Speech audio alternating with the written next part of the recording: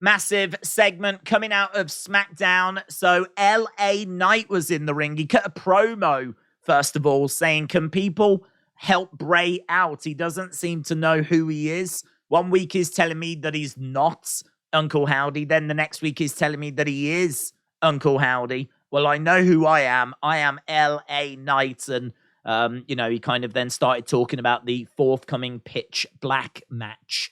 It didn't spend long doing a promo, and then we went straight into this match against the Jobber. But of course, whilst this match was happening, we would have some interruptions. You can see here the lights going out and Bray's logo showing up on screen. LA Knight didn't take long to get the match completed. He would be successful. He would get the victory. But then what we got was the Firefly Fun House. So we got the Fun House intro, and we actually went over to the Fun House. Here you can see Mercy the Buzzard waking up from his slumber. All the other puppets would wake up as well. And we saw Bray, who was knocking together like a few repairs. They actually put the logo over his backside because he had a bit of a builder's bum, which I thought was funny. So there was a bit of humor in this Fun House. And basically he was talking to Ramblin' Rabbit. Ramblin' Rabbit was saying that he really likes LA Knight. He wants to invite him to the Fun House. Abby told him to shut the F up. Ramblin' Rabbit then admitted that he's a bit scared of the dark. And Bray basically said, you're right to be scared of the dark. It's normal to be scared of the dark. That's where things hide under your bed. Like, you should be scared of the dark. And he looked towards the camera as well. You could tell that was a message being sent to LA Knight. Basically, you don't know what's out there in the dark. You can't see it. You don't know what you're dealing with. We then got the TV. We got Uncle Howdy interrupting. Uncle Howdy said, I told you so. All you needed was a little push.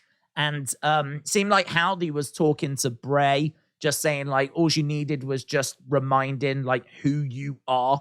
Revel in what you are. And that's exactly what Bray's doing. Obviously, we saw him sat in the ring in the chair last week. Very eater of worlds. Now here he is inside the Fun House. I know everyone's going to be thinking and talking about the Fiend. I mean, it feels almost at this point like a certainty that we're going to be seeing him at the Royal Rumble. I fully expect the Fiends to make his presence, make his return during that Pitch Black match. And sort of that's what Bray hinted towards at the end as well. He looked down the camera and he said, you opened the door. Now, whatever comes through, it's your problem.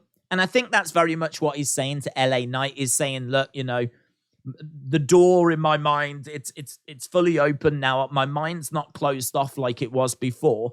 Before, he was just Bray, and that was it. And you could tell that there was inner conflict. But now that door is open, and whatever comes walking through, whatever personality shows itself, that's what LA Knight is going to have to deal with. So it does feel like Pitch Black match. LA Knight's going to have to deal with lots of different versions of Bray. Don't know quite how they're going to show themselves, but it does feel that way. It does feel like LA Knight is going to have glimpses of Bray, and I would imagine Bray is going to run through several different personas during that contest. And he ended it with a bye, which was really fun. So, yeah, not the longest segment, but quite a decent length for a Fun House, in all fairness. But, the big news is the Firefly Fun House is back. Fun House Bray is back. It seems like everything is back. Maybe even the Fiend, but we've just got to wait a little bit longer for that. And I think that shows itself at the Royal Rumble.